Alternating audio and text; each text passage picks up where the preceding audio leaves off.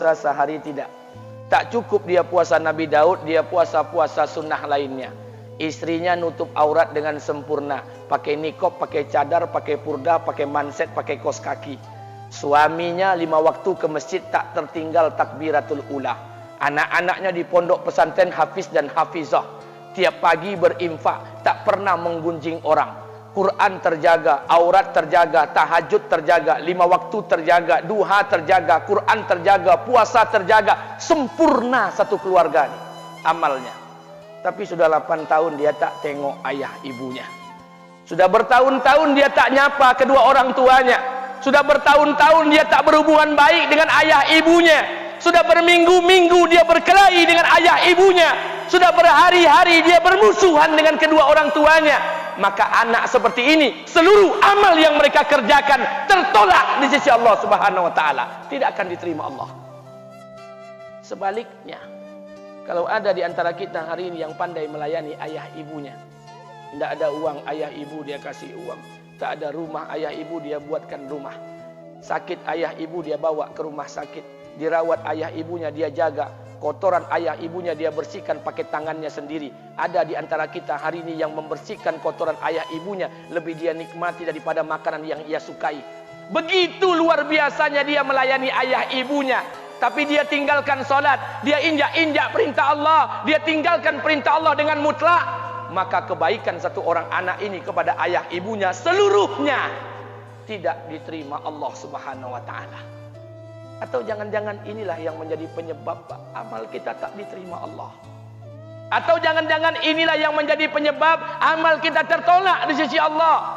Kita solat juga, kita sujud juga, kita puasa juga, kita ngaji juga, kita dengarkan ceramah juga. Maka oleh karena itu, Pak, Bu, ayah kita tuh tinggal di kampung, ayah ibu tinggal di kampung sana. Terkadang ayah ibu kita tak sekolah, SD, SMP, SMA tak tamat. Dia sekolahkan kita SD, SMP, SMA, S1, S2, S3 dengan harapan hidup kita lebih baik daripada keadaan dia sekarang. Tapi apa yang membuat kita jarang untuk menjenguk mereka? Saya ingin sampaikan buat kita bersama. Ayah ibu kita tak tahu kita ni eselon 1, eselon 2, Pak. Ayah ibu kita tak tahu pangkat PNS kita 3A, 3B, 3C, 3D, 4A, 4B, 4C, 4D. Ayah ibu kita tak tahu kita ni public figure. Ayah ibu kita tak tahu dan tak mau tahu. Yang dia tahu kita ni anaknya. Ayah ibu kita tak tahu kita punya sawit berapa. Ayah ibu kita tak butuh mobil kita. Dia tak butuh rumah kita. Tapi yang dia butuhkan kita. Apa yang membuat kita jarang untuk menjenguk mereka? Tahun 2016 di Masjid Damai Langgeng, saya diundang ceramah di sana. Habis pulang ceramah, saya baca WA SMS. Ada seorang ustadz Pekanbaru kirimkan WA dengan saya. Saya baca 2 kali, air mata saya menetes. Kenapa? Karena WA itu berisi cerita satu orang ibu sedang menelpon anaknya. Ibunya nelpon anaknya. Assalamualaikum nak. Waalaikumsalam kata anaknya. Kata ibunya, nak, sudah 1 bulan kau tak tengok ibu. Apa yang membuat engkau berhalangan, nak? Apakah kau sibuk dengan pekerjaanmu? Minggu yang kedua ibunya telpon lagi. Assalamualaikum nak. Kata anaknya, waalaikumsalam. Kata ibunya, nak, ibu dapat kabar apa engkau baru beli mobil baru. Apa betul nak? Kata anaknya, betul bu. Kata ibunya, alhamdulillah nak, ibu bangga. Kau pandai menyenangkan hati anak istrimu. Minggu yang ketiga ibunya telpon lagi. Assalamualaikum nak. Kata anaknya, waalaikumsalam. Kata ibunya, nak, ibu dapat kabar bahwa engkau baru beli rumah baru. Apa betul nak? Kata anaknya, betul bu. Kata ibunya, alhamdulillah nak, ibu senang kau bertanggung jawab dengan anak istrimu. Minggu yang keempat ibunya telpon lagi. Assalamualaikum nak. Waalaikumsalam. Kata ibunya, nak, tadi ibu pergi ke pasar, ibu jumpa temanmu di pasar. Kata temanmu di pasar, temanmu banyak bercerita tentang kamu. Kata temanmu tadi, kamu baru beli anak anjing seharga 40 juta dari negeri Belanda. Apa betul nak? Kata anaknya, betul. Kata ibunya, nak, dengarkan pesan ibu untuk terakhir kalinya. Apa pesan ibunya? Wahai anakku, engkau pelihara 1 ekor anjing. Kau siapkan harga anjing 40 juta. Kau siapkan rumah untuk anjingmu depan rumahmu. Kau jaga anjingmu pagi, siang dan sore. Kau mandikan anjingmu pagi, siang dan sore. Kau kasih makan anjingmu pagi, siang dan sore. Demi Allah nak, dengarkan pesan ibu untuk terakhir kalinya.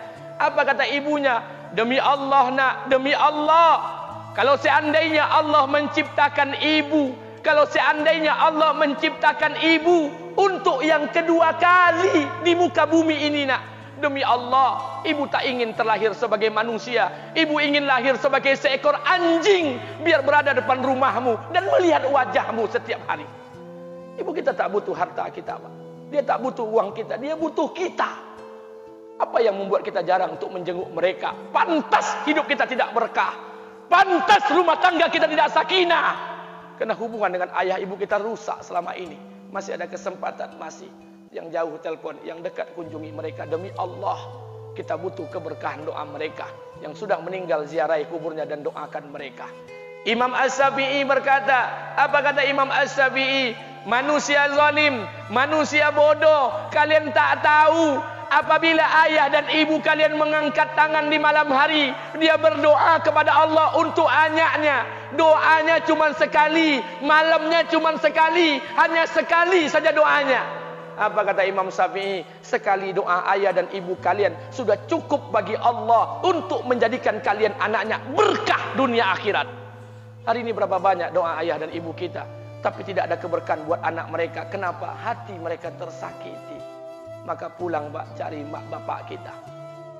Kita punya rumah hari ini, Bu, kita punya rumah, punya harta, punya uang, punya pekerjaan, punya kekayaan, punya sawit. Kita jadi orang hari ini jadi pegawai bukan kena sarjana kita, Pak. Kita jadi orang hari ini bukan kena otak kita. Kita jadi orang hari ini bukan kena kepintaran kita. Kita jadi orang hari ini jangan-jangan kena keberkahan doa ayah dan ibu kita yang tak pandai tulis baca di kampung sana. Cari mak bapak kita, Pak. Demi Allah, kita butuh keberkahan doa mereka. Apa guna di kehidupan dunia sementara Allah tidak ridho dengan kehidupan kita? Pantas amal kita tertolak di sisi Allah.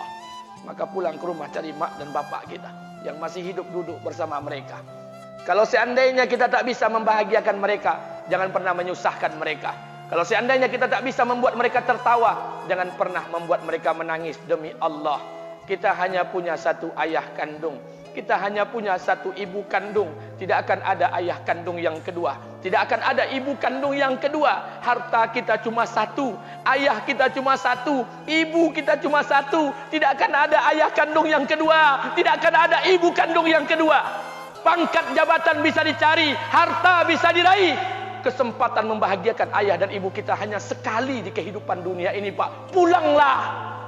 Ketika mereka memanggil, tinggalkan istri, tinggalkan pekerjaan, tinggalkan semua proyek kita.